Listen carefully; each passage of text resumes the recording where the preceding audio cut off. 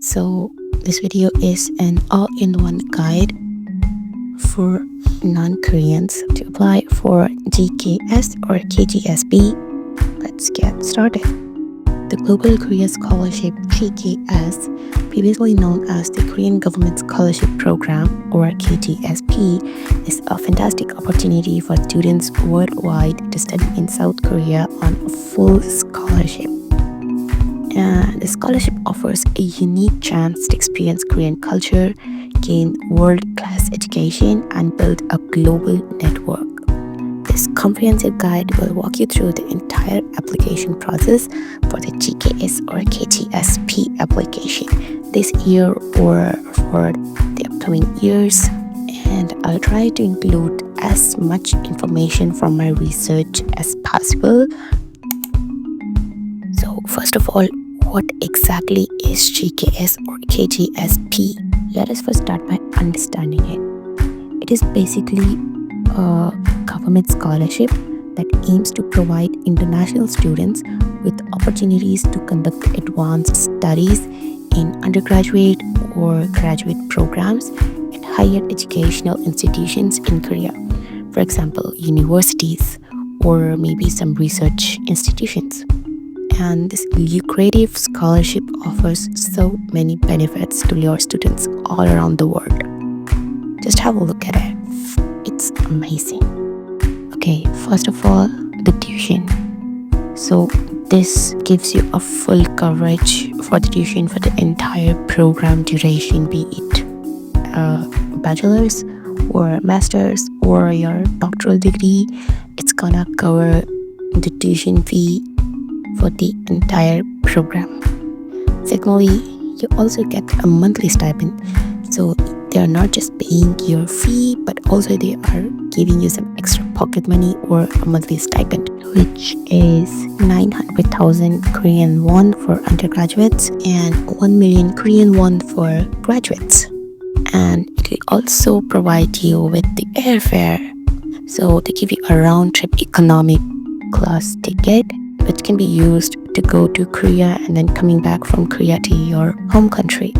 So they are also providing you with travel expenses. Then Korean language training, which is like a cherry on top. So if you're worried about the language barriers, they also provide you with the language training. So before you start your program, your actual degree program, they also provide you 1 year intensive language course in which you're going to study from the beginner level to the advanced levels, and it's going to be all free of cost.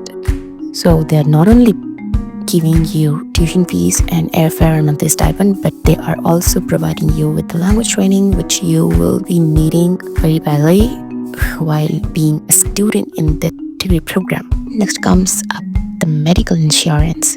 They are giving you 20,000 Korean won per month as medical insurance, and there's also a settlement allowance, the one-time allowance that students get when they arrive in Korea. So for example, you arrive in Korea and you need to buy like a chair or some books or like backpack, there are some expenses. So for that, they also provide you one-time settlement allowance, which is 200,000 Korean won. Next up is research support. So this is for graduate students, for master's or PhD students, because they conduct research. They have the thesis, which they have to write during their programs. They get separately 200,000 to 250,000 Korean won per semester. Then you have printing costs for your dissertation. In Korea, they have a specific guideline for dissertation printing, and for that, you need some money. And for that, they provide you with some extra amount, which is 500,000 Korean won to 800,000 Korean won, which is only for graduate students, like research support, because you are conducting a research and writing your dissertation. Besides, you get some amazing friends and amazing global network of seniors and alumni, and you get a foreign exposure. You get to learn a lot. Okay, it all sounds really good, but are you really eligible for it? With good benefits comes a long list of eligibility criteria, right? So here are some general requirements that you should take care of before you start planning for the application. It's important to note that these are just general requirements and there might be some more documents that you need to prepare depending on your circumstances and the university or program you're applying to. So based on these, you can get a general idea and then you can customize it. First of all, nationality. So applicants and their parents must be non-Korean citizens, as I mentioned when I first started this video. Secondly, age.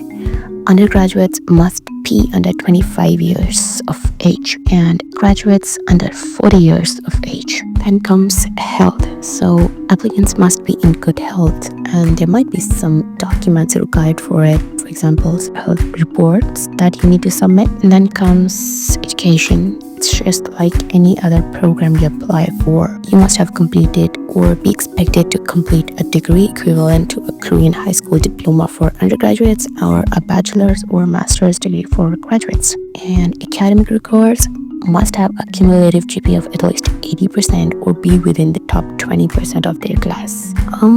They do specify it, but I think there are some things that might make you stand out. So I would suggest that do not let this discourage you even if you don't qualify in this particular criteria. Next up is language proficiency. So of course, preference is given to applicants with proficiency in Korean or English. Like adding a TOEIC score or TOEFL or IELTS score would definitely add some advantage to your application. But as I said, they do provide a 1-year Korean language training to all their scholarship holders. So that's because not everyone is good at Korean. So although it is a plus, it's not really required. So next up is the application timeline, and this is the most important thing to keep in mind. Why?